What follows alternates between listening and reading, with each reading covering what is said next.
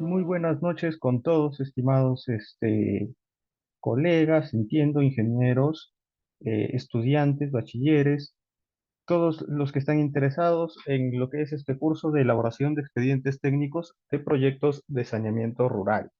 El día de hoy vamos a hacer un taller, un resumen de lo que va a ser el dictado de este curso a partir de la próxima semana, dando aspectos de manera general de todos los temas que vamos a abordar a lo largo de este curso. Mi nombre es Manuel Harold Díaz Tello, soy ingeniero civil y voy a estar a cargo de este curso.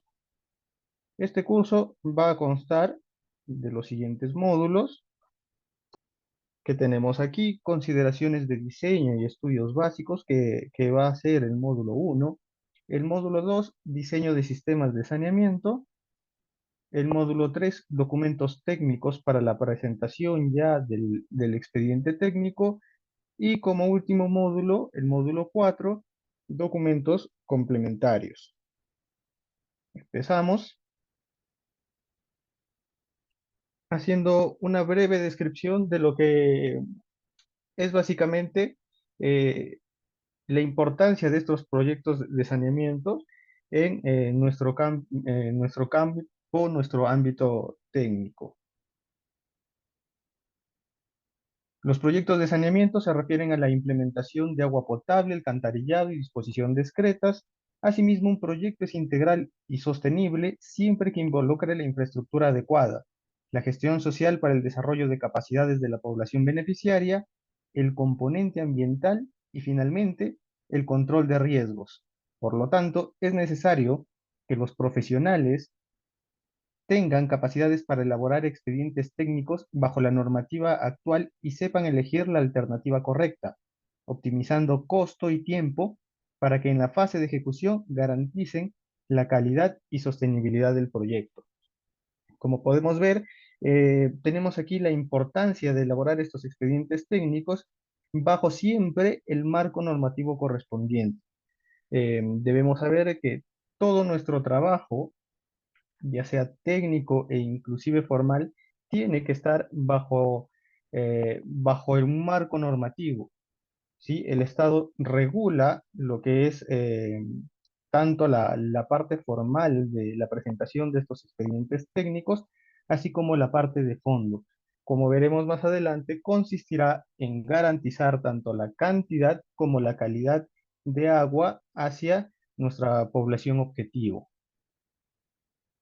Como podemos ver, el módulo uno va a ser las consideraciones de diseño y estudios básicos, donde vamos a empezar con lo que es la introducción, la legislación y la normativa de saneamiento que veníamos comentando, definición y objetivos del saneamiento rural, así como también la importancia del saneamiento rural, el marco legal y normativo para el desarrollo de expedientes técnicos de saneamiento rural, así como los componentes de estos servicios de saneamiento. En el módulo 2 veremos ya lo que son los parámetros de diseño. Ya veremos aquí cómo es que, o qué características, qué estudios nosotros necesitamos ya para empezar a efectuar nuestro diseño, los parámetros de diseño, periodo de diseño, la tasa de crecimiento, la población actual y futura. Pues nosotros tenemos que garantizar no solo la cantidad de agua para la población presente que tenemos, sino que esta tiene que estar proyectada hacia un periodo de diseño, el cual va a variar del tipo de sistema que nosotros que estemos efectuando. Las dotaciones, que también vamos a ver qué tipo de dotaciones tenemos para cada tipo de sistema, y los caudales. Aquí vamos a tener tres tipos de caudales: el caudal promedio, el caudal máximo diario y el caudal máximo horario. Y estos van a ser nuestros parámetros básicos con los cuales nosotros empezamos el diseño, ya sea para los sistemas de agua potable como los de saneamiento en general, que vamos a ir abordando. En este módulo 2 también está comprendido lo que es el diseño de agua potable, el diseño del sistema de alcantarillado y el diseño de disposición sanitaria de excretas.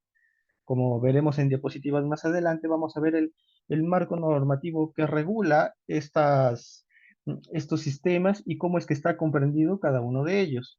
En lo que corresponde al agua potable, vamos a ver el cálculo hidráulico y el cálculo estructural de todos los componentes. Vamos a hacer un repaso también de qué componentes podemos encontrar en lo que es este sistema de agua potable, básicamente un sistema por gravedad, lo que son la línea de conducción, la línea de aducción y la línea de distribución, entendiendo cuál es la diferencia que existe entre la definición de estos términos. ¿Sí? Muchas veces he visto que en el ámbito ya laboral se confunde un poco lo que son la definición y las diferencias que hay entre línea de conducción, aducción y distribución. Pero precisamente para eso es este curso, para nosotros poder conocer y entender cuáles son los componentes que van a regir eh, la elaboración de un expediente técnico.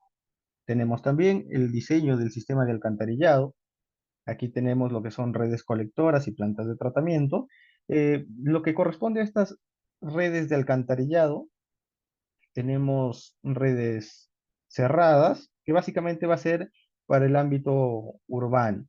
¿Sí? Si nosotros vemos el nombre del curso está abocado a lo que es el saneamiento rural. Sin embargo, no vamos a dejar de lado y vamos a explicar brevemente, inclusive hacer un diseño de un sistema cerrado. Y también tenemos lo que es el diseño de disposición sanitaria discretas. Aquí tenemos sistema sin arrastre hidráulico y sistema con arrastre hidráulico. ¿Cuál es la diferencia? La presencia de agua para arrastrar precisamente estas excretas. Ya, teníamos entonces lo que era la descripción de estos proyectos de saneamiento, lo que va a consistir también en cada uno de los módulos, ¿sí? Como decíamos, el dictado del curso va a consistir en cuatro módulos. El primer módulo, consideraciones de diseño y estudios básicos. El segundo módulo, diseño de sistemas de saneamiento. El tercero, documentos técnicos para la presentación del expediente. Y el cuarto módulo vendría a ser ya los documentos complementarios. ¿Sí? Dentro del primer módulo, nuevamente repasando, tenemos lo que es la introducción, la legislación y el marco normativo en el cual nosotros nos vamos a regir, la definición y objetivos de saneamiento, importancia, marco legal y los componentes de saneamiento. Lo que es el diseño de sistemas de saneamiento en el módulo 2, los parámetros de diseño, el periodo de diseño, tasa de crecimiento, población actual y futura, de acuerdo a precisamente esta tasa de crecimiento proyectada al periodo que nosotros debemos garantizar que va a abastecer nuestro sistema, las dotaciones, el caudal promedio, el caudal máximo diario y el caudal máximo horario. Tenemos aquí lo que es el diseño del sistema de agua potable, tanto como el del alcantarillado y sanitaria discretas, que todos estos se vayan a diseñar a partir de los parámetros indicados anteriormente, en lo que es el diseño de agua potable, el cálculo hidráulico y cálculo estructural de los componentes, líneas de conducción, aducción y distribución, y dentro de lo que es el sistema de alcantarillado, las redes colectoras y planta de tratamiento. Disposición sanitaria discretas, tenemos los sistemas sin arrastre hidráulico y los sistemas con arrastre hidráulico. Aquí ya tenemos la parte formal, por así decirlo. En la primera parte, tanto el módulo 1 o el módulo, y el módulo 2, estamos viendo lo que es el diseño de todos los componentes y las estructuras que van a estar incluidas en nuestro proyecto de saneamiento. Ya para lo que es esta parte documental, tenemos la memoria descriptiva, los planos del proyecto, las especificaciones técnicas, los metrados, el análisis de costos unitarios, presupuesto de obra, gastos generales, gastos de supervisión, fórmula polinómica y cronogramas. En esta parte vamos vamos a hacer un ejemplo de cómo es que vamos a proyectar un pequeño proyecto, desde lo que son los metrados, el análisis de costos unitarios, cómo es que se estructura el presupuesto de obra, el pie de presupuesto, en qué consisten los gastos generales, los gastos de supervisión, la utilidad, de manera general lo que son los costos directos y costos indirectos. También lo que es la fórmula polinómica y los cronogramas. ¿Sí? Lo que es lo que es todo este tema de presupuesto, ¿sí? Tanto el costo directo como el costo indirecto, lo vamos a trabajar en el S10. ¿Sí? Vamos a empezar de cero. ¿Cómo es cómo es que creamos un nuevo proyecto, ingresamos nuestras partidas, los metrados correspondientes y cómo estructuramos este presupuesto? A partir del S10 vamos a exportar los datos que allí tenemos, los vamos a exportar al Microsoft Project, con el cual vamos a elaborar los cronogramas. ¿Qué tipos de cronogramas? Tenemos el cronograma valorizado de obra y el cronograma de materiales o insumos, ¿sí? Entonces, este curso va a consistir tanto teórico como práctico, ¿sí? Obviamente, si estamos hablando de diseño, tiene que ser práctico. Entonces, vamos a tener ejemplos ilustrativos de cómo es que vamos a armar nosotros el expediente técnico. Y en el último módulo, el módulo 4 tenemos ya los documentos complementarios, sí, ya añadiendo ya estos documentos para poder cerrar el expediente. Lo que es el manual de operación y mantenimiento, pues tenemos que es importante lo que es la inclusión de este manual, puesto que con esto se garantiza la adecuada operación y y el mantenimiento, valga la redundancia, para garantizar la durabilidad y la calidad del proyecto durante nuestro periodo de diseño. Panel fotográfico, documentos que garanticen esta operación y mantenimiento del proyecto, documentos que garanticen la libre disponibilidad del terreno, resolución de aprobación de estudios de aprovechamiento de recursos hídricos para la obtención de licencias de agua subterránea o superficial, acreditación de disponibilidad hídrica, certificación ambiental, certificado de inexistencia de restos arqueológicos, ¿sí? Los CIRA. Vamos a ver en qué casos se requiere, población beneficiaria, certificado de factibilidad de servicios de agua potable y alcantarillado, certificado de factibilidad de suministro de energía eléctrica, declaraciones juradas de unidad ejecutora para obtener la autorización sanitaria del sistema de tratamiento y los informes técnicos que se cuenta con el personal técnico administrativo necesario. ¿Qué conocimientos va a adquirir el estudiante luego del curso? ¿Sí? Como pueden ver, terminando el curso, se va a contar con ya los criterios, las capacidades y las herramientas necesarias para la elaboración de los componentes constitutivos del expediente técnico de proyectos de saneamiento rural enmarcado en la normativa vigente.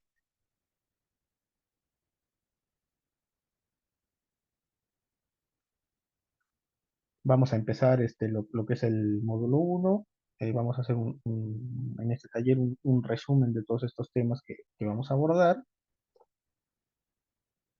Y primero, si hablamos de elaboración de expedientes técnicos, lo primero que nosotros tenemos tener en claro y conocer es precisamente cuál es la definición o qué es un expediente técnico de obra.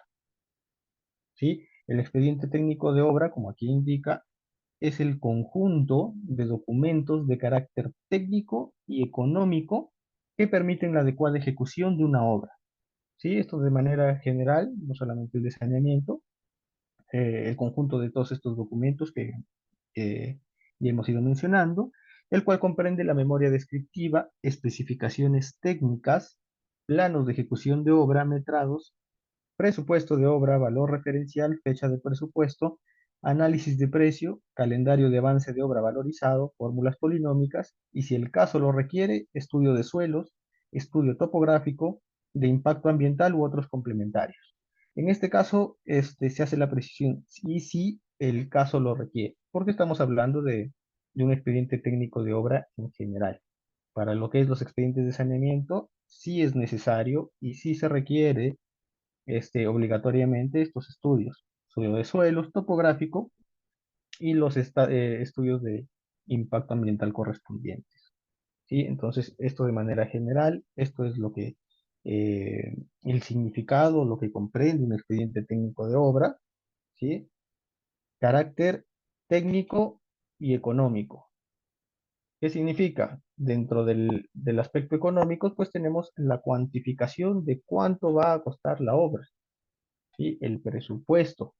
Ese presupuesto está cuantificado en función a las partidas que nosotros tenemos en obra y al precio unitario de cada una de ellas. De manera general, tenemos aquí las fases de la elaboración de expediente técnico de obra, fase técnica, pues estos estudios básicos, topográfico, estudio de suelos, diseño, planos y especificaciones técnicas. ¿Qué son las especificaciones técnicas? Pues la descripción de cómo es que se van a ejecutar cada una de las partidas que nosotros estamos considerando para el expediente y que van a dar lugar a la ejecución total del proyecto. Dentro de la fase económica, sí, los metrados, el análisis de costos unitarios, presupuesto de obra, fórmula polinómica y relación de insumos. Tenemos una fase cronológica, calendario de ejecución de obra, cronograma de desembolso, diagramas de Gantt y PER-CPM. Fase de presentación, ya dentro de los caracteres o aspectos formales, la memoria descriptiva y el resumen ejecutivo. Fase de presentación final, documentos legales y documentos administrativos. Ya sabemos entonces hasta aquí qué es un expediente técnico. Ahora la pregunta es, ¿quién elabora este expediente técnico? Aquí vamos a tener tres aspectos en mérito a quienes son los encargados de esta elaboración. Por la misma entidad, una administración directa, la entidad con sus propios recursos y personal elabora de manera directa sus expedientes. Sí, bueno, hablamos de administración directa cuando es esta misma entidad con estos recursos y personal que también ejecuta el proyecto de manera directa. Por consultores externos, tenemos aquí que es el proyectista quien va a elaborar el expediente técnico cuando la entidad elabora sus expedientes de forma indirecta. ¿Por qué de forma indirecta? Pues a través de un consultor o proyectista va a contratar a este especialista para que, observando las disposiciones de la normativa, elabore el expediente técnico. En ambos casos, ya sea de manera directa o a través de un proyectista, al final se tiene que tener la conformidad de la propia entidad, pues es ella la que es la responsable de esta adecuada elaboración del expediente técnico. Tenemos un tercer caso por el contratista ejecutor de obra, aquí ya sea por concurso, oferta o llave en mano, cuando se contrata de manera conjunta la elaboración del expediente técnico y la ejecución.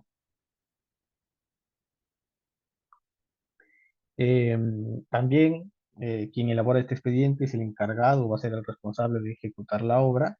Entonces, siendo de este modo, no podrán aprobarse adicionales de obra por defectos o deficiencias del expediente técnico. Esto resulta lógico, pues, ¿cómo podría alegar el contratista ejecutor que hay una deficiencia técnica si fue él mismo quien elaboró el expediente técnico? ¿Sí? En este caso, entonces, no podrán aprobarse adicionales por estas causales. ¿Sí? Vamos a ver también, bueno, como se sabrá dentro de la ley de contrataciones, la 30225, hay tres causales para lo que son adicionales de obra y lo que es una causal es justamente estas deficiencias de expediente técnico. Bajo esta causal, entonces, es la que el contratista no puede solicitar adicionales de obra. Y justamente en virtud de que el ejecutor es responsable de su elaboración y en consecuencia los defectos que pudiera presentar. Ya empezamos aquí en lo que es ya el marco normativo correspondiente. Tenemos el Decreto Supremo número 5 del 2020 de vivienda, que fue publicado el 26 de abril del 2020. ¿Sí? Con este decreto supremo se aprueba el texto único ordenado del decreto legislativo 1280, cuyo nombre es Decreto Legislativo que aprueba la Ley Marco de la Gestión y Prestación de los Servicios de Saneamiento. ¿Sí? Este decreto fue publicado en el 2020. Sin embargo, recién hasta hace unos meses, a finales del 2023, el 21 de diciembre, eh, se publica lo que es el decreto legislativo número 1620, en cuyo artículo 2 modifica lo que es el nombre de la ley anterior. Entonces, de lo que era llamado el decreto legislativo que aprueba la ley marco de la gestión y prestación de los servicios de saneamiento, ahora toma el nombre de decreto legislativo que aprueba la ley del servicio universal de agua potable y saneamiento. Entonces, desde hace unos meses, ya esta ley la conocemos con este nombre, Ley del Servicio Universal de Agua Potable y Saneamiento, y del mismo modo que se ha modificado algunos, o bueno, el nombre de esta ley, también se han modificado algunos artículos, ¿sí? De manera general, tenemos la modificación de estos artículos. Eh, Anteriormente, en el 2020, con este decreto supremo 05-2020 vivienda, dentro de lo que es el artículo 1 del título 1 de los servicios de saneamiento, ¿qué nos decía? Que la prestación de los servicios de saneamiento, ¿sí? Acorde a lo que era la disposición de esta ley, la prestación comprendía servicio de agua potable, alcantarillado sanitario, tratamiento de aguas residuales para disposición final o reuso y disposición sanitaria de excretas, tanto en los ámbitos urbanos como rurales. ¿Sí? En la parte derecha de aquí de la diapositiva, de manera resumida, tenemos entonces que cuando hablamos de saneamiento dentro del marco de esta ley, teníamos cuatro aspectos: agua potable, alcantarillado sanitario, tratamiento de aguas residuales y disposición sanitaria de excretas, tanto urbano como rural. Sin embargo, como decíamos, este tubo ha sido modificado y con ello también ha sido modificado este artículo, ¿sí? Ya no está agrupado el aspecto de saneamiento en estos cuatro rubros, sino simplemente en dos, pero que a fin de cuentas, como veremos, también aborda cada uno de estos puntos. Tenemos entonces que se modifica este artículo 1 con la 1260 del 2023, así, 21 de diciembre, que ahora la prestación de los servicios de agua potable y saneamiento comprende servicio de agua potable y servicio de saneamiento, ¿sí? Solamente estos dos rubros, pero de igual modo en el ámbito urbano y rural. ¿Sí? Vemos en la diapositiva anterior, entonces, que eran cuatro: agua potable, alcantarillado, tratamiento de aguas residuales y disposición de excretas. ¿Qué ha pasado ahora? ¿Sí? Si nosotros notamos aquí la diferencia, el primer rubro de agua potable básicamente sigue siendo el mismo, y los otros tres componentes han sido ya unidos y solamente se está considerando uno solo, que es el servicio de saneamiento, que ya en el desagregado toma cada uno de estos aspectos. Tenemos entonces a mayor detalle ya este decreto legislativo 1620, que los servicios de agua potable y saneamiento son servicios públicos, conformados por la fuente, sistema y procesos de acuerdo al siguiente detalle. Teníamos entonces el primer componente, que es el servicio de agua potable. Este servicio de agua potable va a comprender la fuente de abastecimiento como el sistema de abastecimiento de agua potable. La fuente de abastecimiento son los cuerpos de agua natural o artificial que son utilizados para la producción de agua potable, que pueden ser continentales, marítimas y atmosféricas. ¿Sí? Esta descripción la tenemos tal cual del decreto legislativo. Tenemos el sistema de abastecimiento compuesto por la producción y lo que es la distribución. Dentro de la producción comprende lo que es captación, almacenamiento y conducción de agua cruda, tratamiento y conducción de agua tratada mediante cualquier tecnología. Cuando hablamos de cualquier tecnología, esto hace referencia ya sea a sistemas por gravedad, o sistemas por bombeo. Vamos a tener entonces que en cuanto a producción hablemos, estamos refiriéndonos a lo que es la captación y a todos los elementos estructurales, los elementos hidráulicos que comprenden tanto la conducción como el tratamiento, lo que conocemos como las PETAP, plantas de tratamiento de agua potable. Lo que es la distribución comprende el almacenamiento. Almacenamiento, acá hacemos referencia a lo que son los reservorios. Eh, Esto ya en los siguientes módulos vamos a ver cómo es que se efectúa el diseño de estos reservorios. Distribución, entrega y medición del usuario mediante cualquier tecnología.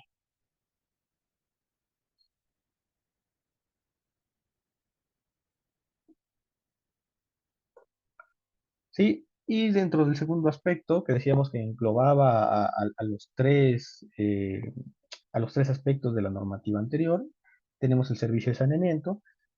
Con el primer punto, el sistema de alcantarillado sanitario, que comprende los procesos de recolección, conducción de aguas residuales hasta el punto de entrega para su tratamiento. ¿Sí? Eh, Teniendo claro entonces, este sistema de alcantarillado sanitario va a ser recolección y conducción hasta su tratamiento. Lo que es el tratamiento, la planta de tratamiento de aguas residuales, la PETAT, ya viene a ser el segundo sistema, el sistema de tratamiento de aguas residuales. Prioritariamente, como indica, para uso o residualmente para disposición final, que comprende los procesos de mejora de la calidad del agua residual proveniente del sistema de alcantarillado. Procesos de mejora, ¿por qué? Porque como vemos aquí, también va a ser para reuso. Este procesamiento, estos procesos, va a ser mediante procesos químicos, físicos, biológicos u otros, y los componentes necesarios para la disposición final. Y lo que es el tercer sistema enmarcado dentro de este servicio de saneamiento, el sistema de saneamiento básico. Este sistema de saneamiento básico hace referencia a lo que es la disposición sanitaria discretas, como que se conocía anteriormente. Aquí vamos a tener lo que son las famosas VS, unidades básicas de saneamiento. Comprende entonces los procesos para la disposición final o reuso del agua residual y el reuso o la disposición sanitaria discretas a nivel domiciliario o intradomiciliario con o sin arrastre hidráulico. ¿Sí? Como vemos, estamos abordando estos componentes que anteriormente teníamos, alcantarillado sanitario, dentro de lo que es el primer sistema del servicio de saneamiento, tratamiento de aguas residuales y disposición discreta. Se están englobando en un solo servicio, conocido ahora como servicio de saneamiento.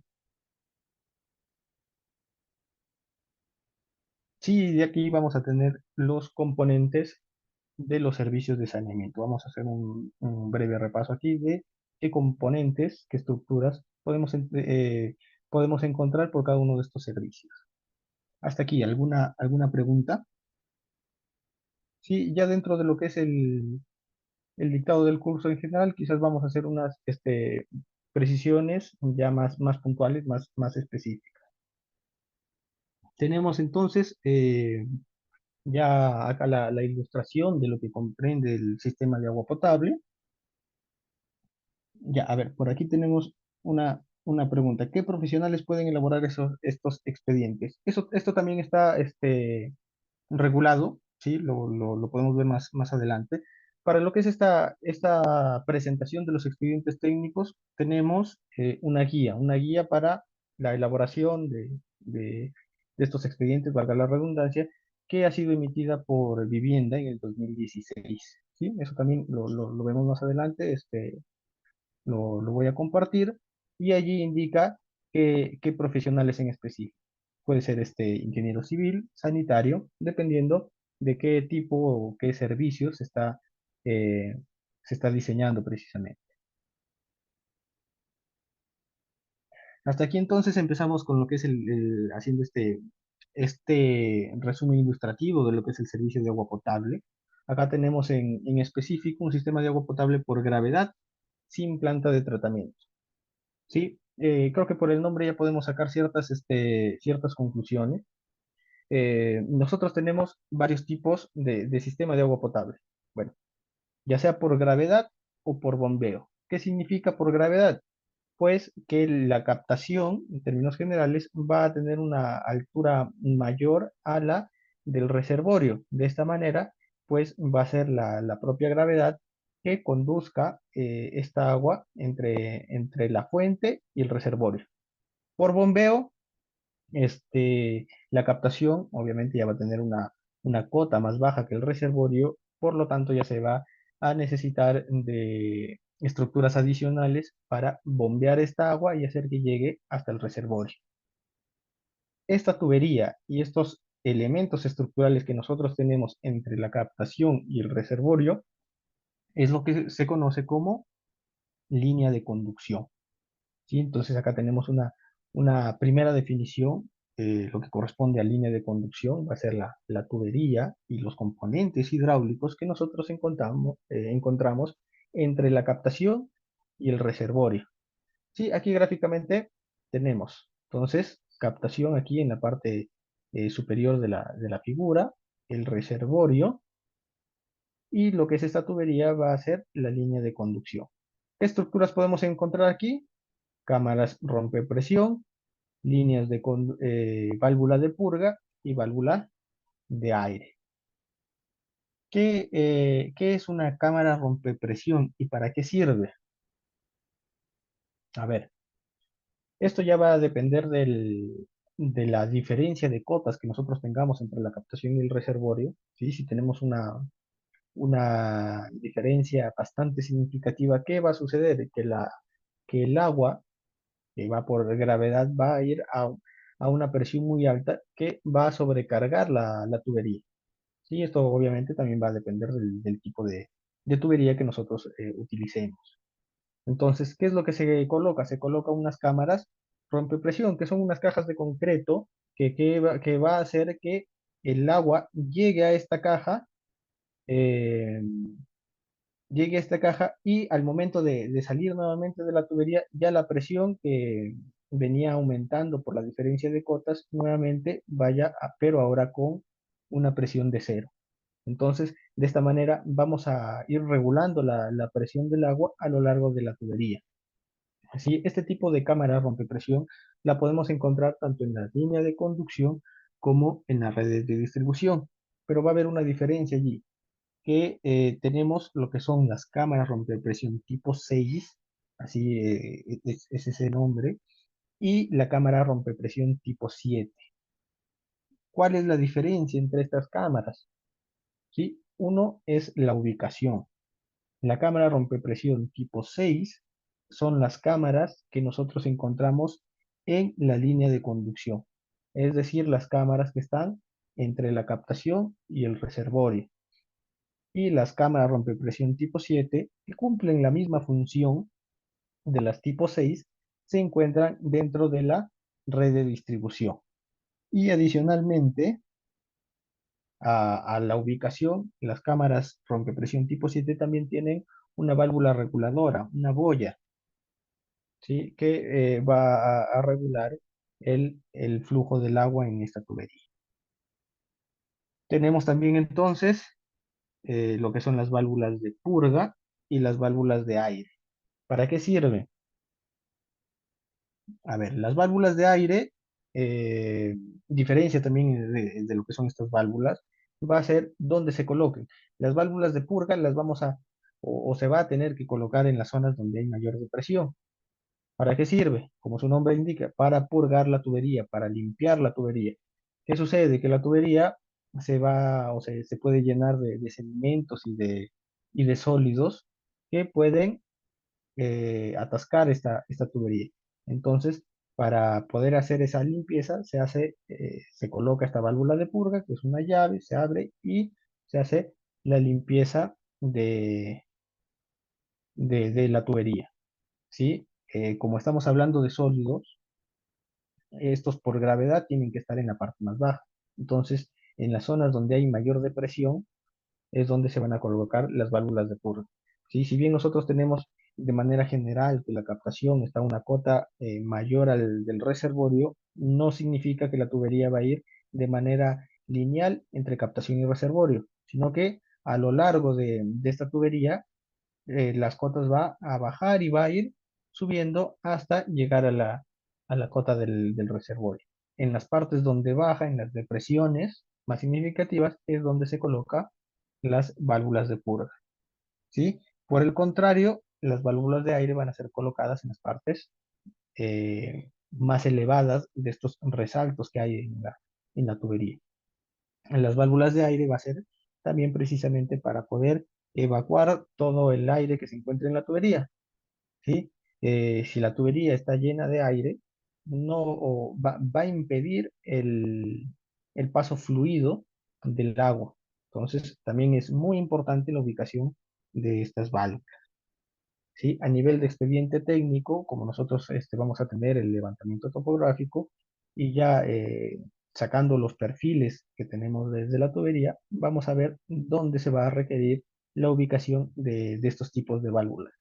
No hay o no está definido cuántas válvulas, ya sea de purga, cuántas válvulas de aire debe existir a lo largo de la tubería, sino que precisamente va a depender de la topografía que nosotros tengamos. Igualmente para lo que son las cámaras rompepresión. Va a depender de la topografía y del tipo de tubería que nosotros consideremos. ¿Sí? Llegamos hasta aquí al reservorio. El reservorio es la estructura de almacenamiento. eh, Dentro de esta estructura, o esta estructura puede ser circular o puede ser rectangular. Lo aconsejable es que sea circular. ¿Por qué? Porque a diferencia del rectangular no tenemos las esquinas que van a ser puntos críticos donde se puedan provocar sedimentación de los sólidos. Eh, en este trayecto, bueno, aquí en este gráfico se está considerando sin planta de tratamiento, ¿sí? Pero de ser necesaria, la planta de tratamiento tiene que estar antes del reservorio, ¿sí? La vamos a ubicar entonces en lo que es la línea de conducción. Luego del reservorio ya pasamos a la línea de aducción y lo que es la red de distribución. ¿Cuál es la diferencia? La red de distribución ya es toda la red, como el nombre dice, para ya ir a abastecer a cada una de las viviendas beneficiarias. Mientras que la línea de conducción será la tubería que va desde el reservorio hasta este punto de distribución, como podemos ver en la imagen. ¿Qué estructuras podemos encontrar aquí? También vamos a tener válvulas de purga que van a estar ubicadas al final de cada red, ¿sí? En las partes más bajas, como ya decíamos. Y también vamos a tener lo que son válvulas de control, ¿sí? Como el nombre indica, vamos a controlar el flujo del agua y estas válvulas van a ser ubicadas al inicio de cada uno de los ramales.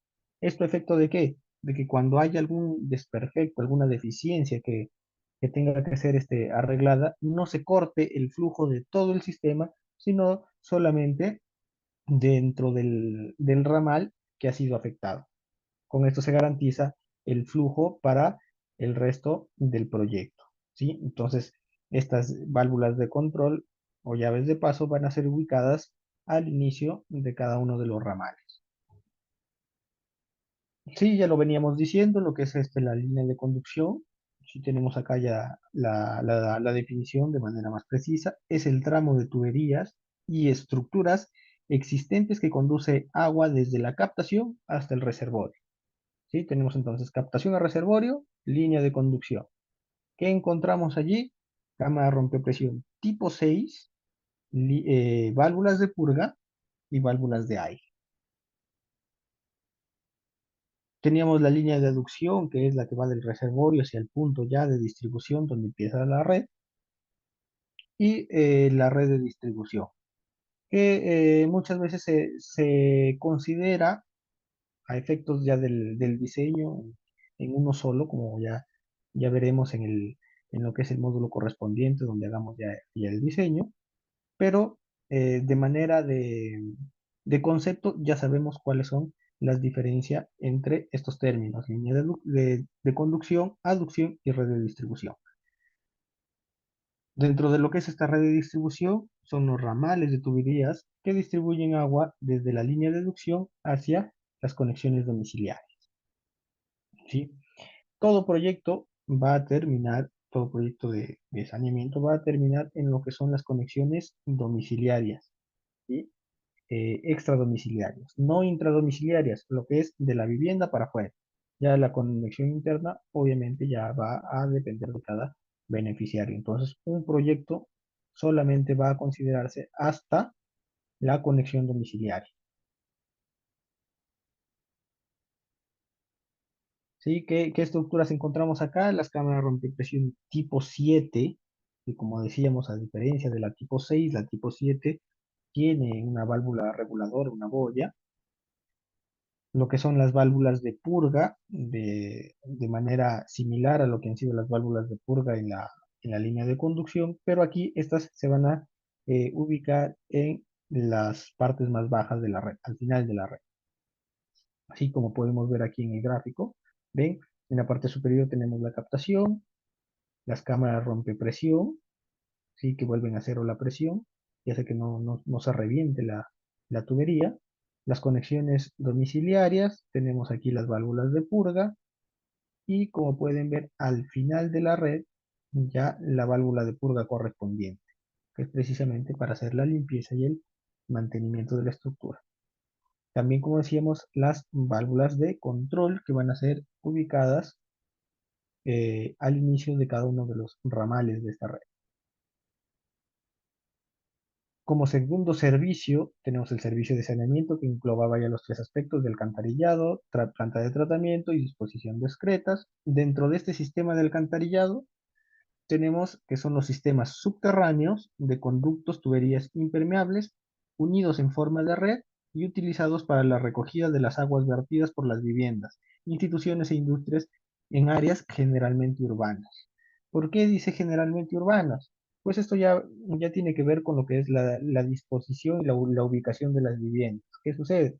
Que ya dentro del área urbana tenemos una mejor distribución y cercanía, proximidad entre las viviendas, ¿sí? Lo contrario en el ámbito rural, que tenemos que estas viviendas están de manera dispersas. Entonces, es casi imposible hacer un sistema de alcantarillado, sino que ya por eficiencia y economía es que se plantean las UVS, que ya son unidades aisladas por cada uno de los beneficiarios.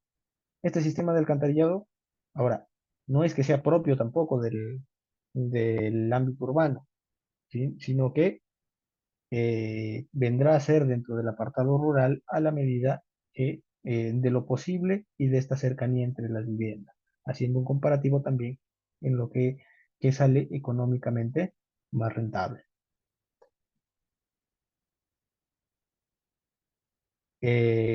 Como ya habíamos hecho referencia en la parte normativa, este sistema de alcantarillado va a comprender la recolección y la distribución de toda esta agua residual hasta el tratamiento, ¿sí?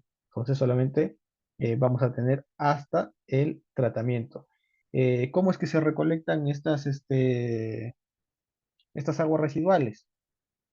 ¿Sí? Aquí inicia en una conexión domiciliaria de alcantarillado, ¿sí? En agua potable terminaba en la conexión domiciliaria, y aquí ya para la recolección inicia en la conexión domiciliaria y va a estar comprendida por buzones y por tuberías. Esta tubería vamos a tener una red principal y una red secundaria.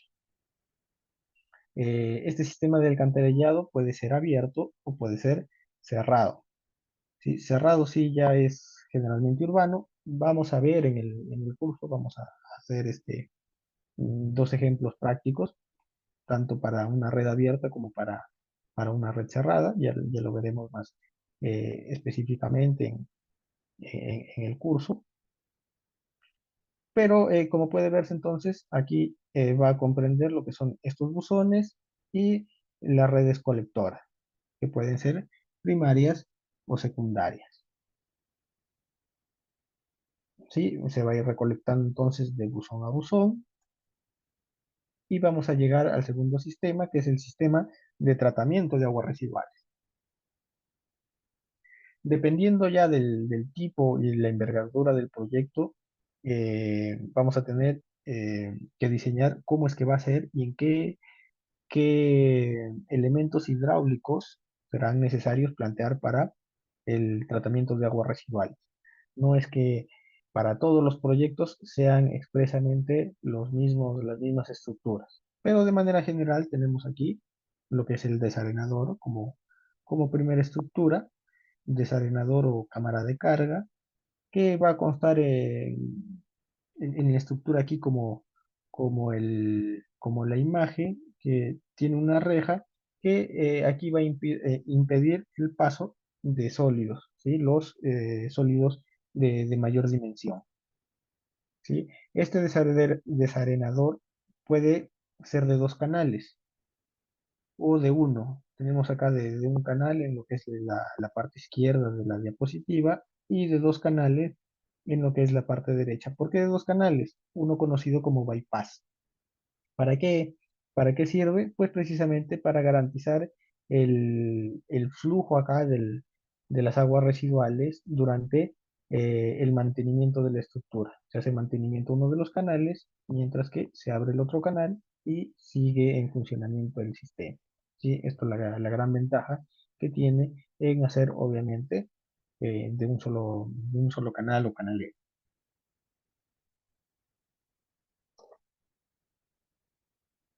Tenemos un tanque IMOF. Sí, este tanque IMOF por lo general va a ser usado para una población beneficiaria menor a 500, como ya lo veremos, y está compuesto por dos áreas, una zona de sedimentación y un área de ventilación. Aquí ya se llega el agua residual que viene del desarenador, ya no viene con estos sólidos de mayor dimensión, y aquí mediante un proceso anaeróbico va a dirigirse al lecho de secados. Sí, aquí tenemos un ejemplo de estas estructuras. En la parte superior izquierda tenemos aquí el desarenador, ingresa a lo que es este tanque IMO. Acá tenemos el aspecto constructivo de lo que ha sido este tanque. Como ven, tiene acá la cámara de sedimentación que va en la parte central superior del tanque. El lecho de secados, que viene a ser esta estructura. El diseño de estas estructuras se va a brindar en el curso las hojas de cálculo correspondientes para el diseño. Vamos a partir, como mencionábamos, de nuestros parámetros de diseño y a partir de allí vamos a ir corriendo lo que son nuestras hojas de diseño para cada una de estas estructuras. El filtro biológico, lo que es el filtro biológico, aquí tenemos una canaleta superior y una canaleta inferior donde las aguas residuales van a ir filtrando por estas canaletas triangulares dentadas que podemos ver allí y va hacia una capa de agregados. Y esto va a hacer que filtre todo el agua residual ya tratada hacia una cámara inferior y donde ya va a ir hacia la disposición final que se proyecte ya en el expediente. ¿Sí? Esto es lo que es el filtro biológico. Veremos entonces en qué consiste cada uno de estos diseños, ya sea de agua potable, lo que son las válvulas, válvulas de purga, válvulas de aire, cámaras, rompe presión, también vamos a ver, cámaras de distribución de caudales, cámaras de repartición de caudales, cámara rompe presión 6, cámara rompe presión tipo 7, válvulas de control, reservorio, captación, todo lo que es el diseño de esas estructuras dentro de lo que es el apartado de agua potable y lo propio para el apartado de saneamiento. Sí, vamos a ver lo que es la proyección de los buzones, las redes colectoras, las plantas de tratamiento de aguas residuales. y también lo que es este sistema ya de disposición de excretas. Se refiere entonces únicamente a las viviendas que cuentan con sistemas de recolección y evacuación de excrementos humanos y aguas servidas que son arrastrados por corrientes de agua, alcantarillado con o sin tratamiento. Es el lugar donde se arrojan las disposiciones humanas con el fin de almacenarlas, aislarlas, para así evitar que las bacterias patógenas que contienen puedan causar enfermedades. Recomendable para viviendas y escuelas ubicadas en zonas rurales o periurbanas, sin abastecimiento de agua intradomiciliario en cualquier tipo de clima. Aquí entonces vamos a tener las famosas UBS, las unidades básicas de saneamiento, ya sea con o sin arrastre hidráulico. ¿Cuál era la diferencia? La presencia de agua para arrastrar estas excretas. Sí, aquí, bueno, indica que son para viviendas y escuelas ubicadas en zonas rurales o periurbanas, viviendas y escuelas. Pero como veremos ya en el diseño, solamente vamos a considerar para lo que son viviendas. Acá dentro del concepto se menciona, si bien es cierto, escuelas, pero dentro de la elaboración del expediente no se va a considerar la escuela. ¿Por qué? Porque las escuelas ya tienen se entiende que tienen un presupuesto ya destinado para que ellos mismos eh, puedan construirse sus propias UBS. Entonces, no va a ser para escuelas, pero para lo que es el caso de UBS, para lo que es red de alcantarillado, allí sí se va a considerar. ¿Sí? Estos criterios ya en específico lo iremos abordando en el apartado correspondiente.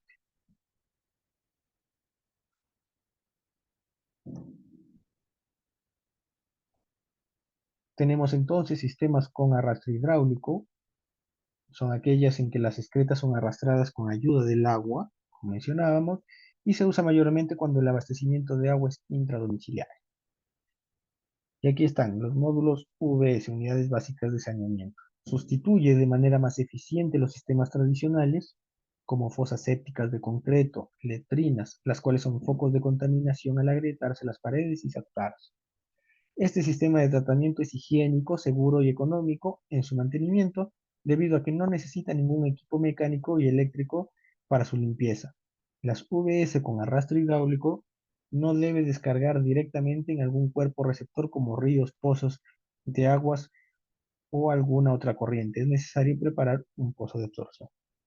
Estas UVS son entonces casetas, son baños independientes que se le va a colocar a, a cada, a cada beneficiario o a cada vivienda beneficiaria, y está compuesto por la caseta, como pueden ver en la imagen, un lavadero en la parte exterior, un lavatorio, un inodoro y una ducha. ¿Sí? Esos son los componentes que incluye lo que es el VS, pero últimamente ya por economía se está suprimiendo en algunos proyectos lo que es el lavatorio en la parte interna, pues ya se considera que hay un lavadero en la parte exterior. ¿Sí? Es un baño entonces, a donde se va todas estas aguas residuales, van a ser llevadas hacia un biodigestor, y del biodigestor va a tener una disposición final, la cual, como aquí indica, no pueden ser ríos ni pozos de agua, sino que va a ser o pueden ser de dos tipos. Puede ser pozos de percolación o zanjas de infiltración. ¿De qué va a depender la elección de uno o el otro? Pues va a depender del terreno con el que se cuente. Las zanjas de infiltración requieren una mayor área, pues a partir del biodigestor, se colocan dos canaletas con tubos perforados, ¿sí? Que van enterradas, y por allí va a filtrar ya estas aguas tratadas del biodigestor, mientras que el pozo de percolación va a ser precisamente un pozo que ya viene a ser la disposición final. En este pozo de percolación se necesita menor área por beneficiario, y esto entonces va a depender del estudio previo y de la topografía que nosotros tengamos al momento de plantear el expediente, ya sea uno o el otro. También vamos a ver en qué consiste cada uno de estos diseños.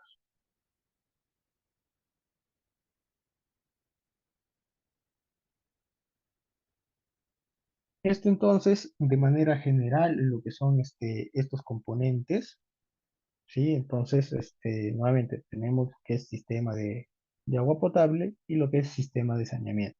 El sistema de saneamiento va a comprender lo que es el alcantarillado, planta de tratamiento y la disposición de excretas, ya sea con o sin arrastre hidráulico. Hasta aquí, ¿alguna pregunta, alguna consulta?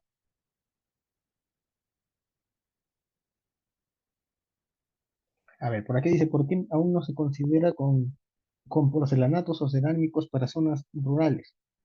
Bueno, esto tiene que ver ya con el presupuesto con el que se cuenta. Como decía, normalmente, inclusive el- la VS estaba compuesta por ducha, inodoro, lavatorio y lavadero. Pero ya por términos de economía y no querer elevar el presupuesto del expediente técnico es que se suprimen algunos elementos, como es el caso particular del lavatorio. Vamos a ver algunos planos típicos que a efectos de no hacer no elevar el costo unitario por cada uno de estos UBS, que toman ciertas decisiones o omitir algunas actividades como es el tarrajeo, en algunos casos se considera con ladrillo caravista. Esto efecto entonces de no subir el presupuesto, inclusive ya sea con zanja de percolación o con pozo, es que, es que pueden ser de dos tipos de salida a partir del VS.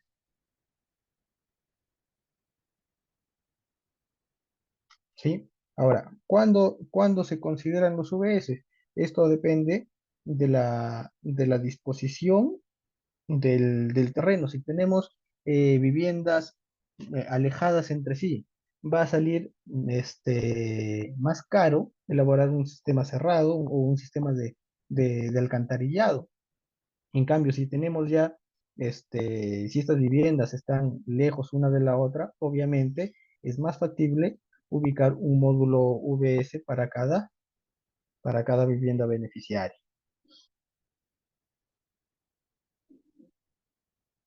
A ver, alguna consulta. A ver, por aquí me escriben, dicen, un proyecto que por ejemplo no había lavatorio, justamente, ¿sí? Esto se condice con lo que decía. Sí, a efectos ya de que no suba el presupuesto unitario del VS, es que ya no se está considerando en algunos casos el lavatorio y solamente se considera el lavadero en la parte exterior. Sí, ¿cuál es el sustento? Dicen ya, bueno, como ya tienen el lavadero afuera, ya no es necesario y le podemos sacar el lavatorio. Sí, ahora, ¿qué pasa?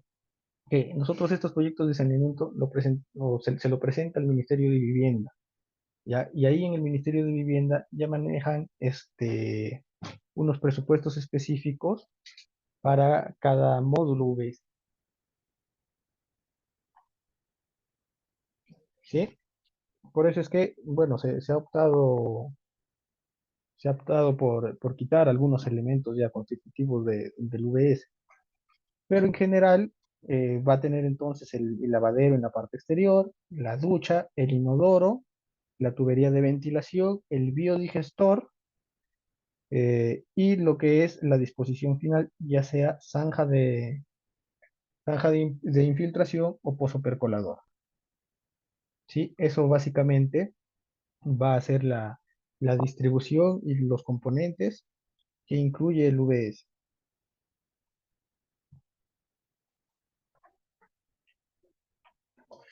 A ver, ¿cuánto durará el curso? Eso, bueno, ya lo veremos en específico. En general van a ser 17 sesiones a partir de la siguiente semana.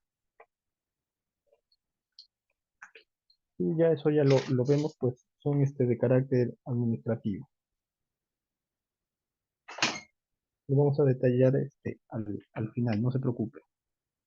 Ya, vamos a continuar entonces. Hasta acá entonces creo que de manera general hemos visto en qué consisten, cuál es la definición y los componentes que tenemos por cada tipo de sistema.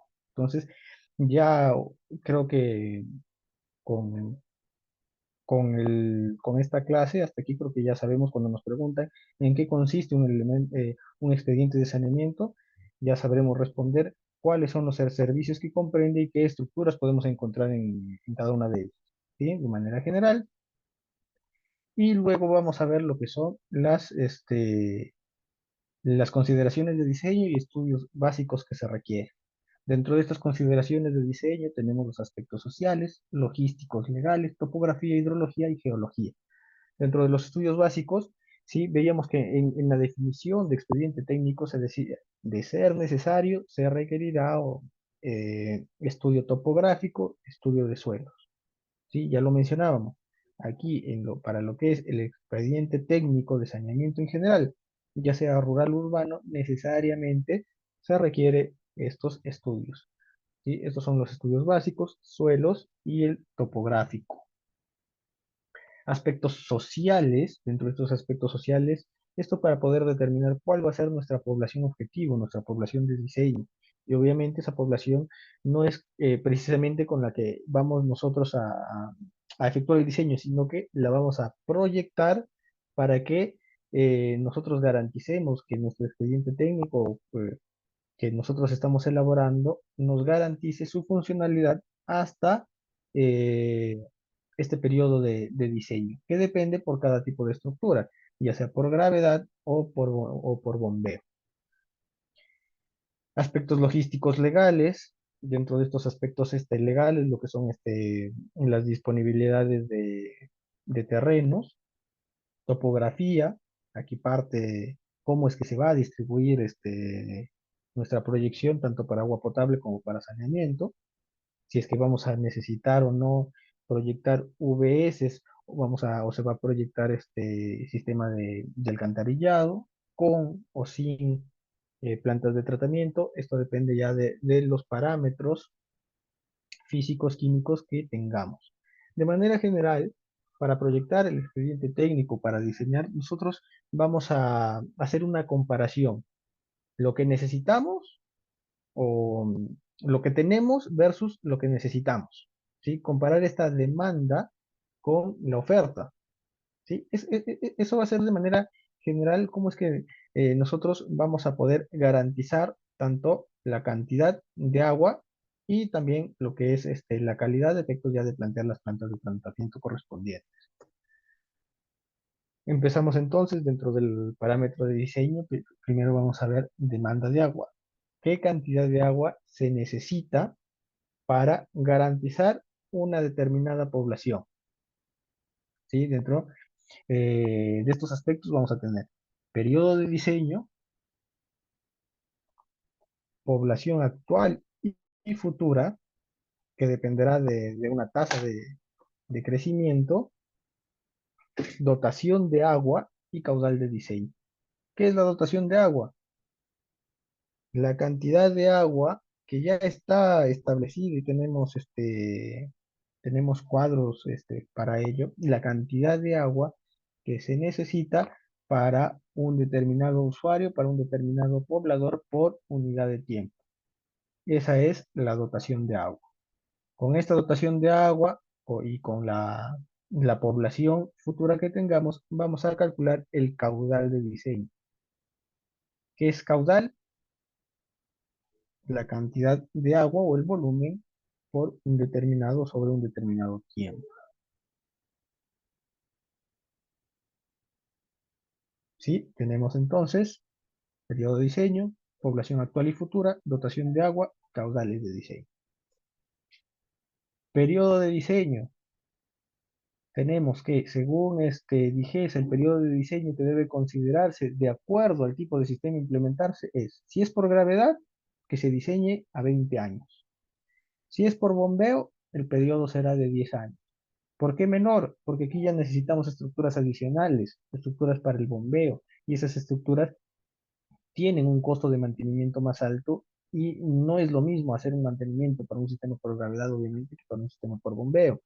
Entonces, lo lógico es que al ser al no ser tan, digamos, o al ser un poco más complicada este mantenimiento, es que se diseña para un periodo menor. ¿Ok? En este caso será para 10 años. Y para lo que es el tratamiento, de igual manera, a 10 años. Debe entenderse, sin embargo, que todos los casos de red de tuberías deben diseñarse para 20 años.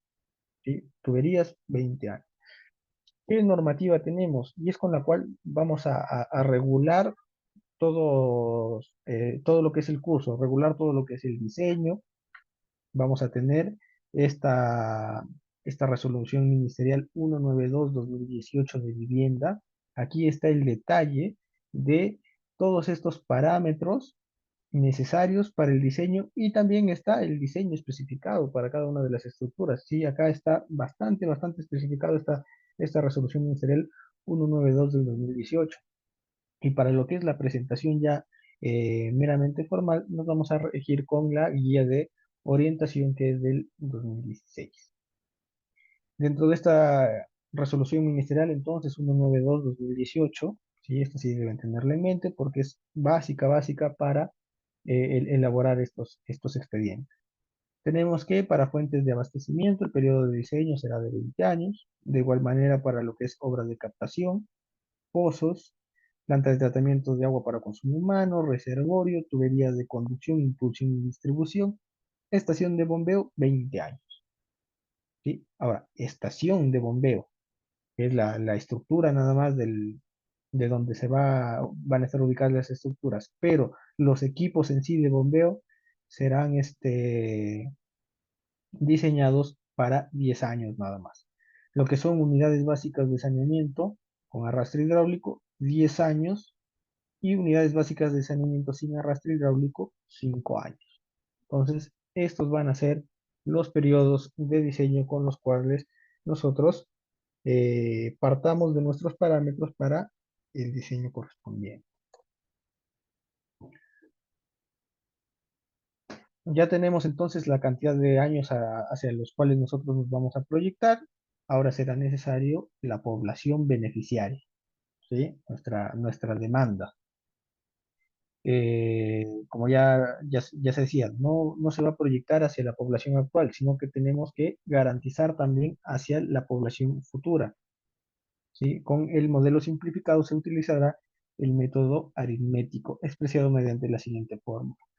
Bueno, ya sabemos, existen dos métodos, el método aritmético y el método geométrico. En este caso específicamente, en estos proyectos se usa el método aritmético, que significa que la proyección entre la población actual y futura va a ser de manera lineal.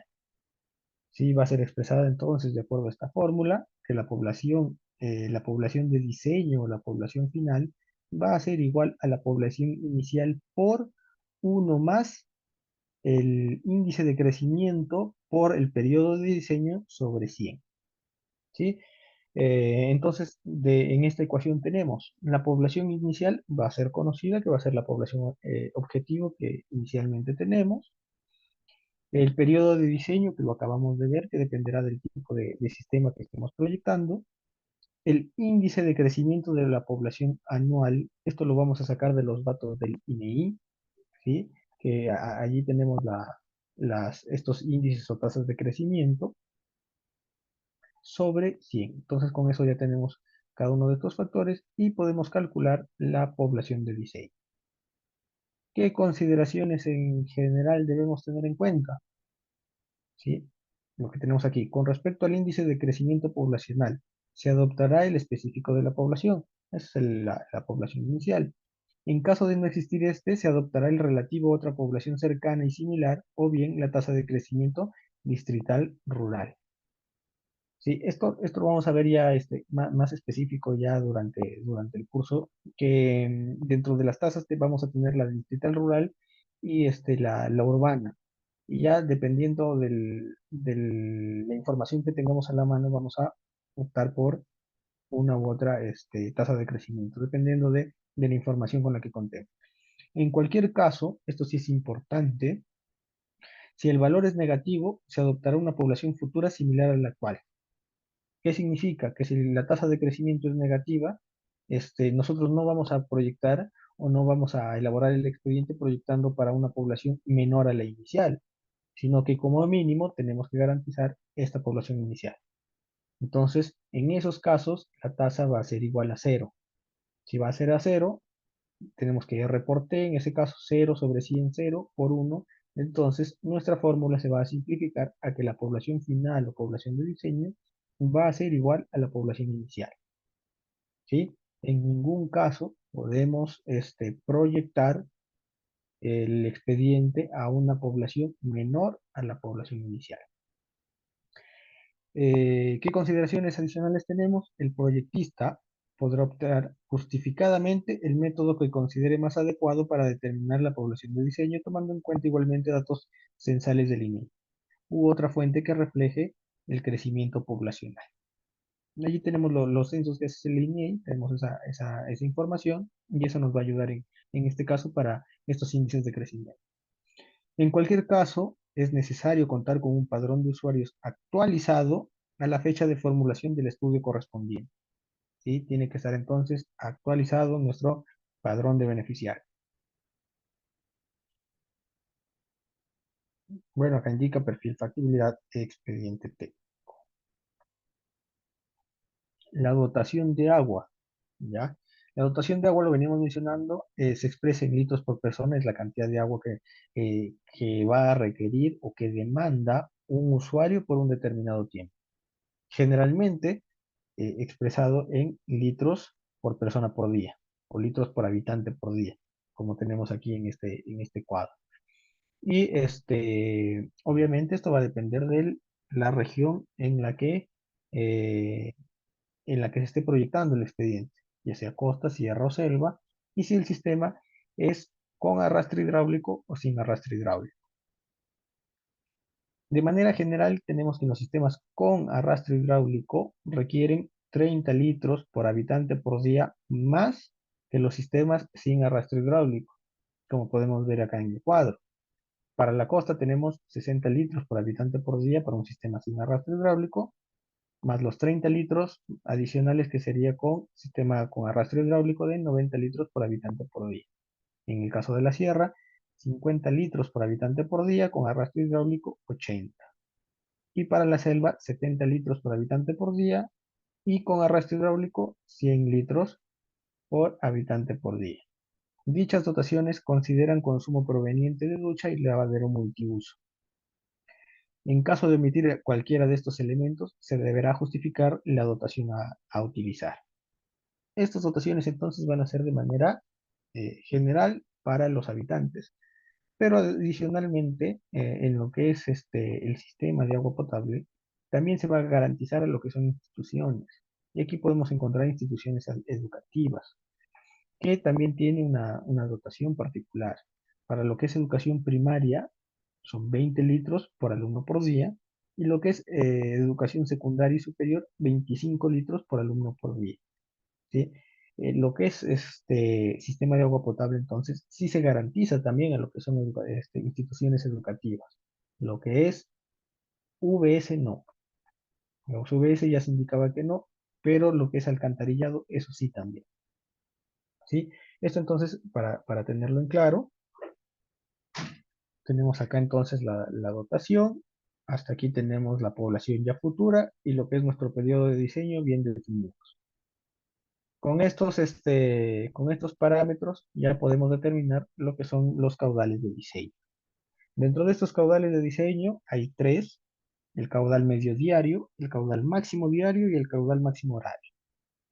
Con estos parámetros calculamos el caudal máximo diario y el medio diario, también llamado caudal promedio.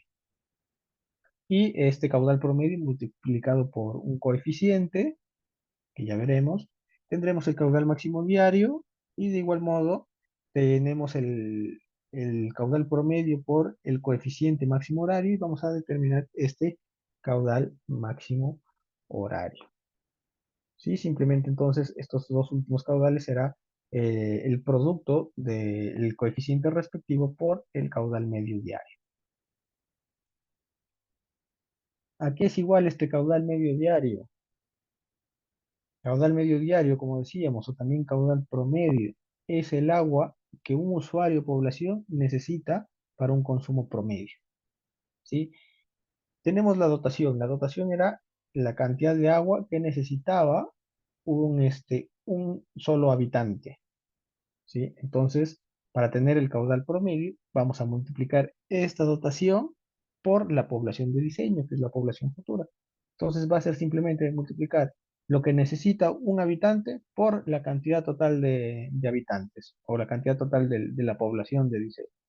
Ya por un tema de conversión de unidades, lo vamos a dividir entre 86.400. Esto por un tema de unidades, estos 86.400 representan la cantidad de segundos que hay en un día. ¿Sí? ¿Esto por qué? Porque la dotación de manera general la tenemos en litros por habitante por día y la población de diseño lo tenemos por habitante. Si multiplicamos, vamos a tener el caudal en litros sobre día. Pero para lo que es el ámbito rural, la unidad con la que vamos a trabajar es en litros por segundo o también metros cúbicos por segundo. Para hacer esta transformación entonces de día a segundos, dividimos entre estos 86.400. El caudal máximo diario va a ser igual al coeficiente que indicaba el coeficiente máximo diario por el caudal promedio. ¿De dónde nace este concepto de caudal máximo diario?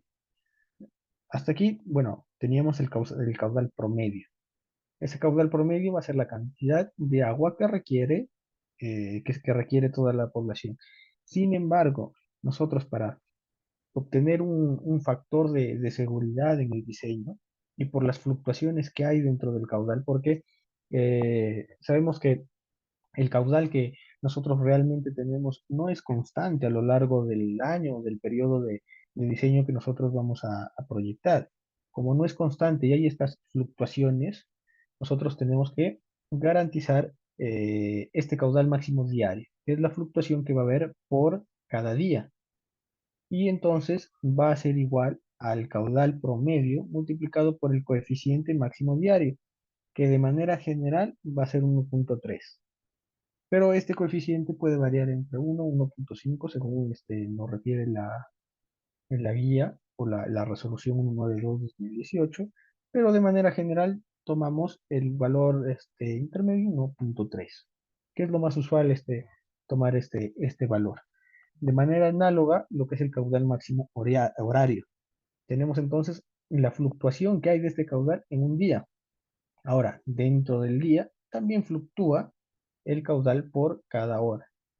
Y vamos a tener el caudal máximo horario, que va a ser igual al coeficiente máximo horario por el caudal promedio. Este coeficiente máximo horario puede variar entre 1.5 y 2.5. Normalmente se utiliza el valor de 2. Entonces, tenemos hasta aquí ya los caudales para hacer nuestro diseño. Consideraciones adicionales. El caudal máximo diario servirá para el diseño de la captación y la línea de conducción y reservorio. En el caudal máximo horario para el diseño del aductor y el sistema de distribución. En caso se puede decir captar el caudal máximo horario, se puede prescindir del reservorio en el sistema. ¿Sí? Esto lo vamos a ver, pero acá sí es importante esta anotación porque con estos valores vamos a diseñar cada estructura hidráulica. Caudal máximo diario para lo que es captación y línea desde la captación hasta el reservorio, incluida la línea de conducción, lo que es máximo diario y lo que es máximo horario para lo que es del reservorio en adelante. Tenemos acá la línea de deducción y la red de distribución. Sí, esto sí, también tenemos que tenerlo en claro ya al momento de hacer el diseño correspondiente.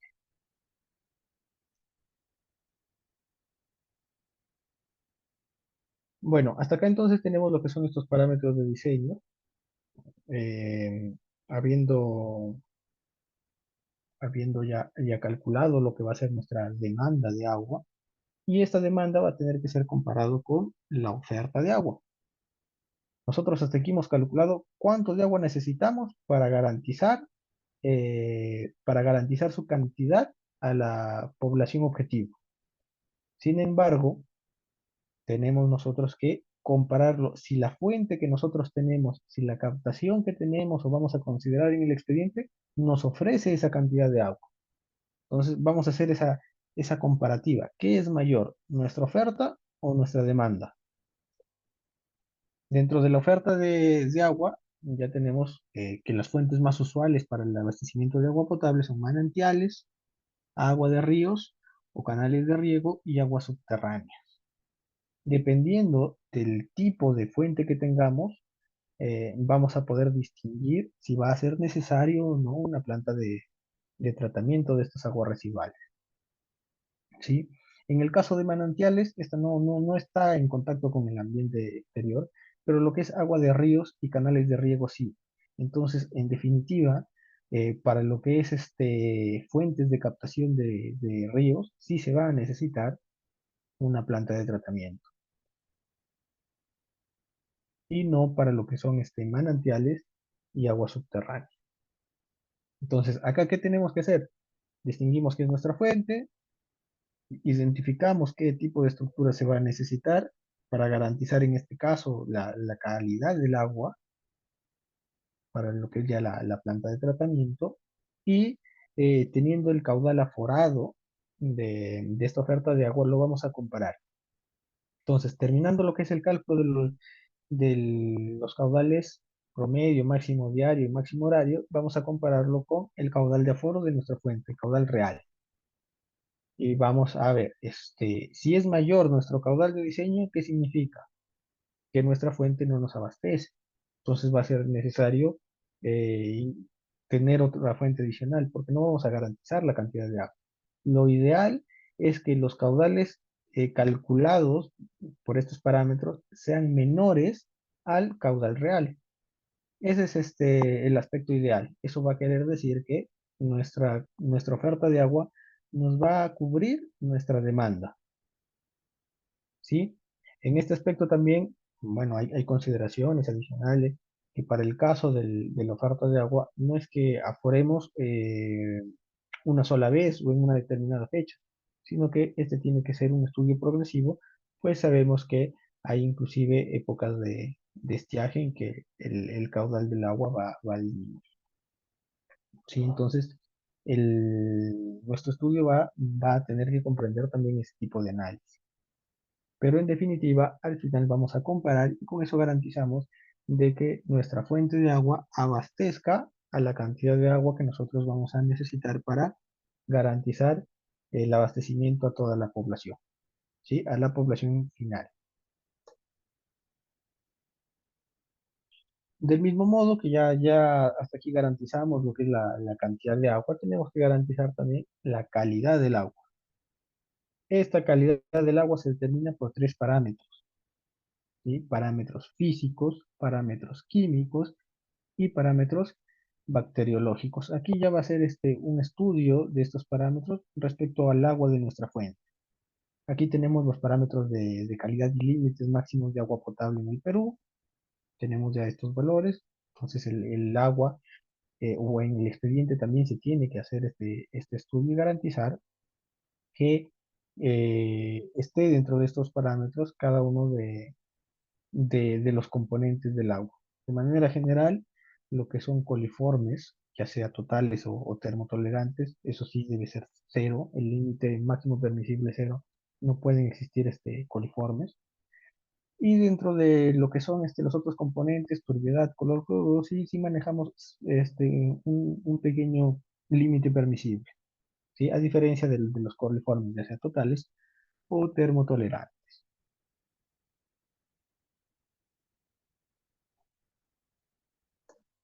Con esto entonces garantizamos ya la calidad del agua.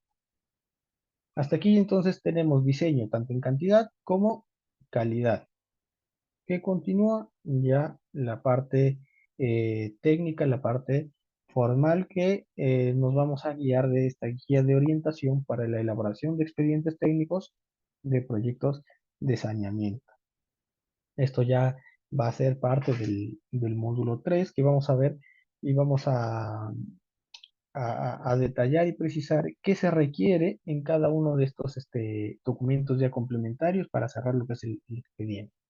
Tenemos hasta ahorita lo que es diseño, entonces empezamos con lo que es la memoria descriptiva, donde se va a hacer el resumen general de en qué va a consistir el expediente técnico. En esta guía es bastante específica con cada uno de los dos rubros que debe contener esta memoria descriptiva,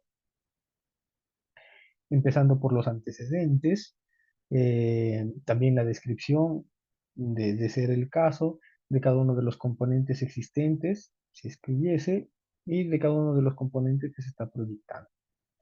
También el resumen no solo técnico, sino también el resumen económico.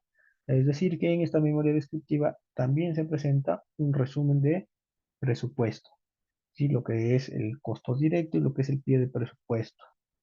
Dentro de ese pie de presupuesto vamos a tener los gastos generales, ya sean fijos o variables, utilidad, IGB, el valor referencial de los gastos de supervisión y también el gasto por la elaboración del expediente técnico, que como bien se precisa en la guía, para lo que es este gasto de presentación de expediente técnico, tiene que ser de otra fuente de financiamiento. Sin embargo, a nivel de calcular o determinar el presupuesto general, también se incluye este costo de elaboración. Y lo que es el costo de supervisión y el consecuente costo total de presupuesto para el proyecto. Tenemos entonces la memoria descriptiva, de igual manera lo que son los planos. También dentro de esta guía está allí detallado qué tipo de plano se necesita por cada uno de los componentes, agua potable y alcantarillado. De manera general, para lo que es agua potable, se requiere el plano clave del sistema de agua potable y planta de tratamiento. ¿Qué es el plano clave? En un solo plano, de manera general, se detalle qué y qué estructuras va a tener el expediente. ¿Sí? Lo primero que uno ve es el plano clave para poder ubicarnos e identificar de qué va a constar el proyecto, qué y qué componentes se están considerando, dónde va a estar ubicada la captación, si va a ser necesaria una o más captaciones, dónde va a estar ubicado el reservorio, cómo es que están distribuidas las viviendas beneficiarias y dónde también se va a ubicar la planta de tratamiento, en este caso de agua potable. Plano general del sistema existente, esto de ser el caso, de ser un proyecto ya con antecedentes, donde están ubicadas las estructuras del proyecto anterior. Esto también tiene que estar detallado en la memoria descriptiva, qué estructura se contaba en el proyecto anterior y en qué condición o en qué estado presentan actualmente. Esto también efecto de darle justificación al proyecto. Sí, hay proyectos de ya más de 20, 30 años que están en pésimas condiciones y ya se justifica la ejecución de un proyecto nuevo. Pero todo eso tiene que estar detallado en un expediente. Plano general del sistema proyectado, qué estructuras se están proyectando en lo que es la línea de conducción, si se está proyectando cámara rompe presión, válvulas de aire, válvulas de purga, en lo que es las redes de distribución, cuántas cámaras rompe presión tipo 7, cuántas válvulas de purga, válvulas de control, todo ello válvulas de distribución de caudales, que como veremos más adelante, para el caso de estas válvulas de distribución de caudales, en lo correspondiente al diseño, también van a funcionar como cámaras rompepresión, pues al hacer cajas o cámaras de almacenamiento hacen que la presión se vuelva a cero y inicie ya en los ramales en los que se distribuye con esta presión. Sí, estas ya son consideraciones al momento del diseño que vamos a tener. Planos de componentes primarios, cada una de las estructuras que mencionaba. Plano de las redes de distribución de agua potable. Plano de modelamiento hidráulico. En este plano de modelamiento hidráulico, ¿qué es lo que va? ¿En qué consiste? En detallar solamente lo que es la tubería. Si aquí ya se le va a quitar lo que son las curvas de nivel y todo, vamos a detallar la tubería y qué caudal de diseño, qué caudal tenemos por cada ramal de esta tubería para garantizar la adecuada presión hacia cada vivienda beneficiaria. Plano de detalle de empalmes, planos de detalle de accesorios, ya de corresponder, planos de conexiones domiciliarias de agua potable. Sí, todo esto entonces bien especificado. Eh, ya el Ministerio de Vivienda, a efectos de poder estandarizar tanto criterios como presentaciones de expediente técnico, ya nos da una base de cómo más o menos deben ser el diseño y la presentación de estos expedientes. ¿Sí? Tenemos la facilidad, por así decirlo, para poder proyectar ya sea estos planos como los planos específicos o los planos típicos por cada uno de estos componentes. ¿Sí? Ya se está estandarizando esa presentación. Esto como ejemplo para lo que es el sistema de abastecimiento de agua potable. También tenemos el detalle en esta guía para lo que es el sistema de alcantarillado. ¿Sí? Presentar lo que es el plano clave, ¿sí? Planos de manera análoga a lo que es este sistema de abastecimiento de agua potable. Vamos a tener un plano clave, un plano general del sistema existente, un plano general del sistema proyectado, un plano de los componentes. ¿Sí? En el caso del alcantarillado tenemos buzones, cuáles qué profundidad van a tener cada uno de los buzones, cuáles van a ser las pendientes. Vamos a ver en el diseño cuál es la pendiente mínima, las pendientes máximas que debe haber entre cada uno de sus buzones. Plano del modelamiento hidráulico, de empalmes, de accesorios, ¿sí? De manera análoga entonces para lo que es el alcantarillado. Y lo propio también para lo que es la planta de tratamiento, plano por cada una de las estructuras, la ubicación de cada una de sus estructuras y cómo es que se van a componer. Continuamos con estos documentos que se presentan en los expedientes. Tenemos las especificaciones técnicas. Estas especificaciones técnicas es el detalle de cómo es que se van a ejecutar cada una de las partidas.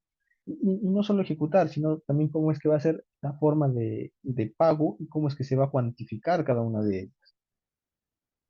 Las especificaciones técnicas entonces de una obra constituyen las reglas que definen las prestaciones específicas del contrato de obra.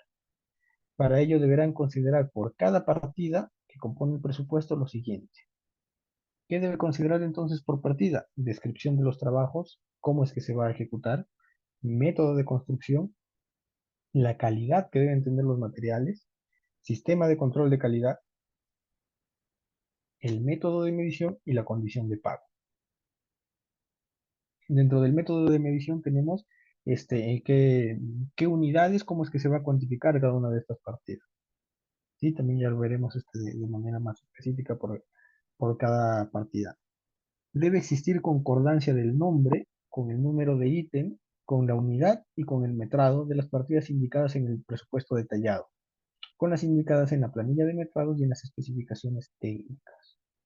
¿Sí? ¿Qué significa? Que tiene que haber relación tanto nombre como unidad y metrado en lo que es la planilla de metrados, el presupuesto de obra y las especificaciones técnicas. No puede haber discordancia dentro de estos elementos. Tienen que ser tal cual. El nombre que yo considero en la planilla de metrados tiene que ser el mismo nombre que yo considero en las especificaciones técnicas y el mismo nombre que considero en el presupuesto, lo que es nombre, unidad y metrado. ¿Sí? Ahora, ¿pueden haber deficiencias en el expediente técnico respecto a esto? Sí.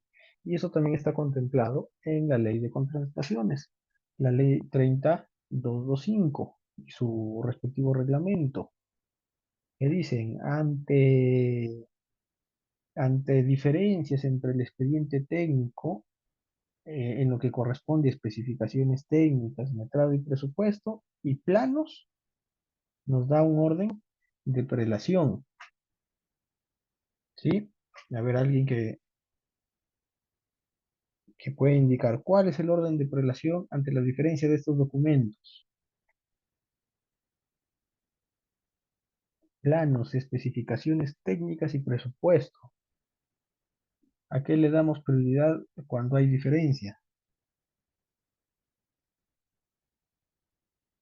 A ver, lo que nos dice la ley es, ante esta diferencia, primero será los planos, después las especificaciones técnicas y por último el presupuesto. Ahora, lo ideal, nosotros como buenos profesionales que debemos ser, es que tratemos de no caer en esas diferencias que hay en el expediente técnico, sino que un expediente bien elaborado no debería tener esas diferencias de nombre, unidades y metrado entre estos documentos. Metrados. ¿Qué son los metrados? A ver, los metrados es la cuantificación de cada una de las partidas. ¿Qué cantidad de partida se va a ejecutar? Obviamente que tiene una unidad de medida. Si nosotros hablamos de excavaciones, la unidad de medida pues será en metros cúbicos, pues estamos hablando de volumen. Si tenemos partidas de concreto, de igual manera, son unidades de volumen que tendrán que ser en metros cúbicos. Hay casos en que se considera metros cuadrados.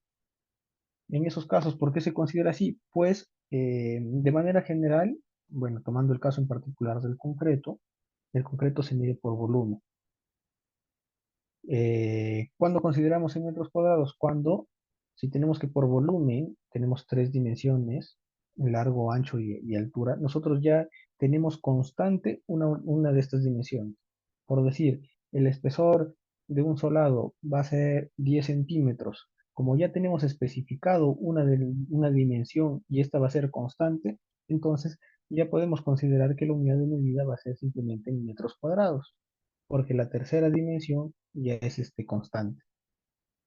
Y con eso ya tenemos el metrado en volumen.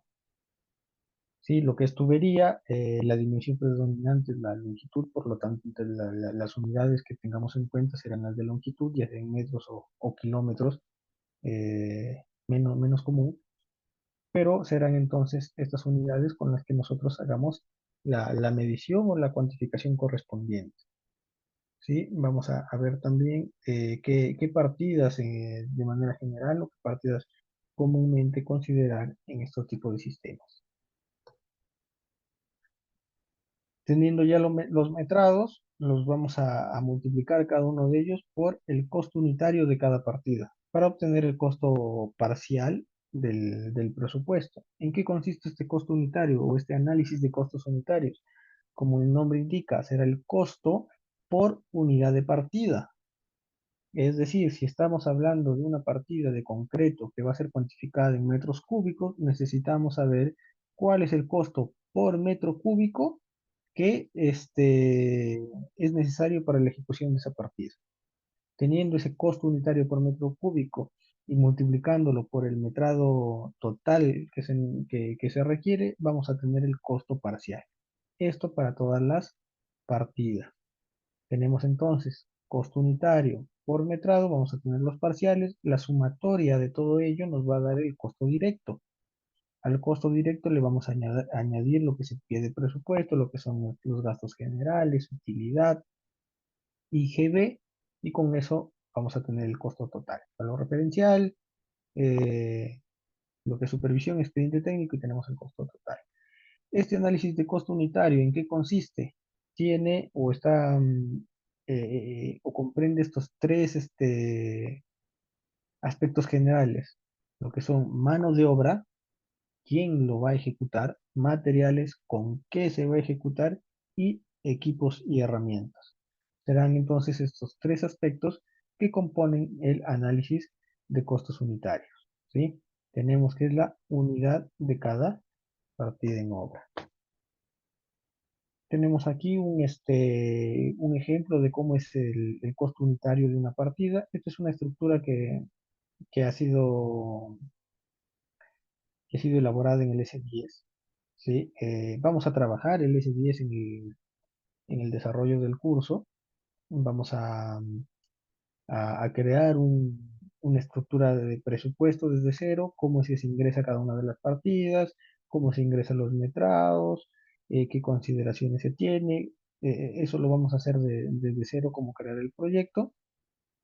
ingresar los insumos correspondientes para cada una de las partidas y determinar el costo unitario por cada una de ellas. En este ejemplo tenemos lo que es la partida de trazo y replanteo. ¿Sí? En la parte superior tenemos el rendimiento. La unidad de medida de este trazo de replanteo se está considerando en metros cuadrados. ¿El rendimiento qué es? El rendimiento significa la cantidad de partida que puede ejecutar una cuadrilla en un determinado tiempo. ¿Sí? Entonces vamos a tener que va a ser el rendimiento va a estar expresado en la unidad de medición de cada partida entre día. ¿Por qué entre día? Considerando que el jornal laboral va a ser de 8 horas. Tenemos entonces el rendimiento tanto para lo que es mano de obra y equipo.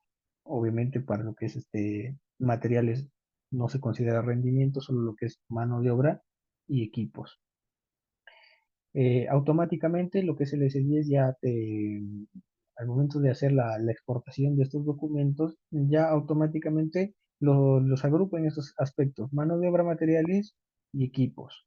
En este caso, dentro de mano de obra tenemos operario peón, cuya unidad de medida es hora hombre, la cuadrilla, la cantidad y el precio. Igual para materiales tenemos la unidad, cantidad y precio, y lo que es equipos, cuadrilla, cantidad y precio. Como tenemos rendimiento para lo que es mano de obra y equipos, ven que hay una columna con datos adicionales para lo que es mano de obra y equipos, que es la cuadrilla. ¿Qué cantidad de cuadrilla vamos a considerar que va a efectuar ese rendimiento? Entonces, la cuadrilla solamente será para mano de obra y equipos. ¿Y cómo es que están relacionados cada uno de estos factores? Tenemos acá la fórmula general. Cantidad va a ser igual a las horas diarias por cuadrilla entre el rendimiento. Horas diarias del jornal laboral, que es de manera general, vamos a considerar un jornal de 8 horas. Entonces, la, la cantidad va a ser igual a 8 por la cuadrilla entre el rendimiento. Entonces, aquí en este ejemplo, tenemos una cuadrilla de un operario y un peón que van a efectuar o tienen un rendimiento de 500 metros cuadrados por día para efectuar el trazo de replanteo. ¿Qué cantidad se necesita? Será entonces 1 por 8 entre 500 nos debe dar la cantidad de 0.0160. De igual manera para lo que es el peón, en este caso se está considerando dos peones. 2 por 8, 16. Entre los 500 nos debe dar el 0.0320. De manera general en el S10 lo que es la cantidad se lo toma a una aproximación de 4 decimales y lo que es el precio ya por nuestra unidad monetaria son dos decimales. Este precio va a ser ingresado a partir de las cotizaciones que se efectúen. Por la cantidad entonces vamos a tener el parcial. La sumatoria de estos parciales, mano de obra, materiales y equipos, nos va a dar el costo unitario de esta partida. Entonces ya tenemos costo unitario, tenemos metrado, multiplicando estos factores vamos a tener el parcial. Y con eso vamos conformando lo que es el presupuesto de obra. Tenemos entonces el número de ítem, que es la numeración de manera jerárquica que se utiliza para, para las partidas, para poder distinguirla una de la otra de manera numérica. La unidad de medida de cada una de estas partidas, el metrado, el precio y el parcial. De manera general, el presupuesto está conformado por lo que son títulos y partidas. Los títulos es el conjunto de partidas. Por decir, aquí tenemos obras provisionales, que está compuesto por las partidas de cartel de identificación de obra, almacén y caseta de guardianía, y movilización y desmovilización de maquinaria. Solamente se cuantifican las partidas. Lo que son los títulos nos sirven solamente para agrupar, de acuerdo a la naturaleza de cada partida, tenerlo de manera ordenada y detallada, y poder obtener el costo parcial de cada uno de estos títulos. ¿Sí? Esto lo vamos a efectuar entonces en el S10. Haciendo la sumatoria entonces de todos estos parciales del producto de metrado por el precio unitario, vamos a poder ya tener lo que es el costo directo. Luego del costo directo tenemos lo que son los gastos generales, aquellos costos indirectos que el contratista efectúa para la ejecución de la prestación a su cargo, derivados de su propia actividad empresarial, por lo que no pueden ser incluidos dentro de las partidas de las obras o de los costos directos del servicio. Estos gastos generales pueden ser de dos tipos: gastos generales fijos y gastos generales variables. Los gastos generales fijos son los que no están relacionados con el tiempo de ejecución. ¿Qué significa? Que van a ser gastos que se van a efectuar por única vez. Es decir, si el proyecto tiene ampliaciones o tiene un mayor tiempo de duración, estos gastos igualmente serán fijos y van a ser constantes. No van a depender de este tiempo. Pero en oposición tenemos los gastos generales variables, los cuales sí dependen de este tiempo de ejecución. Dentro de estos gastos generales variables vamos a tener los gastos generales del residente de obra, por ejemplo. Obviamente, el gasto que se efectúe al residente de obra dependerá del tiempo de ejecución del proyecto, si este es mayor o menor. Adicionalmente, bueno, aquí dentro de la definición de gastos generales, lo que son los fijos, textualmente nos indica, son aquellos que no están relacionados con el tiempo de ejecución de la prestación a cargo del contratista. Ya estamos incurriendo o se está haciendo referencia a un término, a un término adicional que es contratista. En el caso de gastos generales variables, de igual manera, son aquellos que están directamente relacionados con el tiempo de ejecución de la obra y por lo tanto pueden incurrirse a lo largo de todo el plazo de ejecución de la prestación a cargo del contratista. Ahora, de igual manera, ¿qué es contratista? Es el proveedor que celebra un contrato. Con quien se efectúa un contrato, ese es el contratista. Proveedor que celebra un contrato con una entidad de conformidad con las disposiciones de la ley y el reglamento. Y aquí ya estamos haciendo referencia a la Ley de Contrataciones del Estado, la Ley 30225 y su respectivo reglamento. Ya dentro de la práctica, comúnmente se considera o se hace referencia a contratista a quien va a ejecutar el proyecto, ¿sí? Lo que es este concepto nos dice es quien celebra un contrato. Para hacer el contrato y ejecutar un proyecto se celebran dos contratos, lo que es el contrato de ejecución de obra y, de ser el caso, un contrato de supervisión de obra. Ahora, ¿el supervisor también puede ser contratista? Sí. Sin embargo, a efecto de poder hacer una distinción ya dentro de lo práctico, comúnmente se conoce contratista a quien ejecuta. Ya el supervisor, bueno, ya se añade el contratista supervisor o la supervisión directamente. Sí, pero de manera general, contratista es quien celebra un contrato. Adicionalmente, en los gastos generales se considera la utilidad. La utilidad es el monto que percibe el contratista por ejecutar la obra. Es la ganancia que va a tener el contratista por ejecutar la obra. Este monto forma parte del movimiento económico general de la empresa con el objeto de dar dividendos, capitalizar, reinvertir, pagar impuestos, incluso cubrir pérdida de otras obras. O sea, básicamente es la ganancia que va a tener el contratista. Normalmente esta utilidad se percibe en porcentaje del costo directo, eh, similar a lo que son los gastos generales. Los gastos generales también eh, se suele colocar en porcentaje, pero a diferencia de la utilidad, los gastos generales sí tienen un desagregado detallado. Hay un desagregado de qué y qué debe contener qué y qué se considera en estos gastos generales. Teniendo el desagregado, el costo total de estos gastos generales, se calcula qué porcentaje representa del costo directo y se saca en función del porcentaje. Esto efecto ya que en la ejecución se hagan las valorizaciones correspondientes, pues en la ejecución las valorizaciones de los gastos generales serán de manera proporcional a cada una de estas. A diferencia de la utilidad, la utilidad sí es un porcentaje que no tiene desagregado. Ahora, aquí la normativa no nos indica qué porcentaje de utilidad considerar. Sí, esto ya dependerá del proyectista. porque no hay una normativa específica que nos indique qué porcentaje se debe considerar. Seguimos entonces con el aspecto económico. Aquí en la aquí en el expediente también se debe calcular lo que es la fórmula polinómica. ¿Qué es esta fórmula polinómica? Es una fórmula que nos va a representar cuál va a ser la variación del presupuesto durante la ejecución de la obra. ¿Sí? Nosotros, a nivel de presupuesto de expediente técnico, es calculado a una determinada fecha. Ahora, el costo que yo tengo para ejecutar una obra este mes no va a ser igual al costo del siguiente mes o de acá 6 meses. Obviamente, porque hay siempre esas variaciones de precio, que en algunos componentes va a ser mayor y en otros componentes va a ser menor.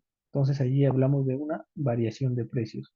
Para nosotros tener un sustento más objetivo de cómo es que va a ser esa variación, es que se elabora esta fórmula polinómica.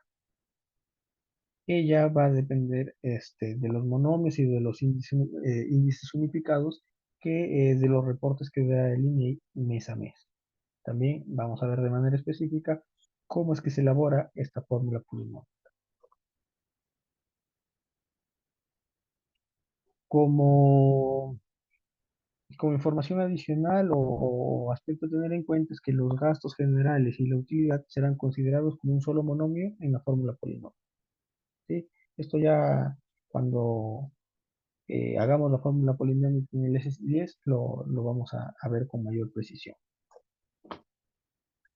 Luego de tener ya definido en el S10, también vamos a utilizar el Microsoft Project para elaborar los cronogramas. Toda la base de datos y la información que nosotros tengamos en el presupuesto la vamos a exportar el project, son, son software compatibles, lo exportamos al Microsoft Project y a partir de esos datos vamos a tener las duraciones de cada partida y vamos a hacer el ordenamiento de cómo es que se van a ejecutar esas partidas. ¿Sí? Ya sean partidas comienzo, comienzo, comienzo, fin, fin, comienzo, eso lo vamos a ver. Al momento de exportar del SDS al proyecto, ya con los datos que tenemos o con el análisis de costos unitarios, como ya se ha considerado una cuadrilla específica para el análisis de los respectivos, automáticamente en el project ya nos da en automático la duración de esta partida. Ahora, esta duración como veremos en el curso, no es definitiva, puesto que durante la ejecución podemos considerar mayor cantidad de cuadrillas. Entonces, vamos a hacer los cambios allí correspondientes a efecto de poder ya calcular cuál es el tiempo necesario para ejecutar la partida. En este proyecto vamos a elaborar el cronograma el cronograma valorizado, los cronogramas de insumos, esto lo vamos a trabajar en el project y también en el Excel correspondiente. Ya como parte final, tenemos el último módulo, ya que son documentos complementarios ya para terminar de englobar cómo es que va a ser la presentación del expediente técnico. Manual de operación y mantenimiento, panel fotográfico, documentos que garanticen la operación y mantenimiento, documentos que garanticen la libre disponibilidad de terreno y toda esta serie de documentos que lo tenemos detallado en la guía de elaboración de expedientes técnicos. Resoluciones, lo que son los certificados CIRA, la población beneficiaria, que como ya veíamos, esta población es parte fundamental para iniciar el diseño y tiene que estar debidamente actualizada. Certificados de factibilidad de servicios de agua potable y alcantarillado y una serie de declaraciones juradas. ¿Sí? Con esto entonces van a ser los temas que vamos a abordar a lo largo del curso, que espero que sea de gran utilidad para todos los que estén interesados en llevarlo. Hasta aquí alguna consulta. Listo, entonces este curso va a ser netamente con clases en vivo, 100% virtual, enfocado a lo que es la elaboración de expedientes técnicos de proyectos de saneamiento rural. Sin embargo, sí va a haber un pequeño apartado donde veamos redes cerradas dentro del, de sistemas cerrados para lo que son saneamiento urbano, ¿sí? Pero simplemente eso sí será un poco más general. El inicio será el 21 de mayo, el día martes. Va a constar de 17 sesiones, ¿sí? Todas las sesiones en vivo y la certificación de 200 horas académicas. Y aquí tenemos el nombre entonces, el número, perdón, para a todos aquellos que estén interesados. Y la certificación será avalada por el Colegio de Ingenieros y por la institución CERAS. Esto entonces lo correspondiente a este curso taller que como podrán ver va a ser un curso teórico y práctico de cómo armar todo el expediente técnico básicamente desde cero, cómo es que vamos a hacer los diseños, cómo es que va a ser la presentación formal de los documentos que comprende el expediente técnico. Sí, con eso terminamos la presentación. Muchísimas gracias. Sí, el curso será entonces de 17 sesiones. Bueno, hasta aquí nos quedamos entonces. Espero que les haya servido este pequeño resumen de cómo es que va a ser el curso. Se interesen porque la verdad es que es un curso que va a ayudar bastante en todo aquel profesional que esté abocado a lo que es la elaboración de estos expedientes. Sí, muchísimas gracias. Cualquier información respectiva netamente a lo que es el dictado del curso, por favor, allí tenemos el número, allí se les va a brindar toda la información correspondiente. Muchísimas gracias.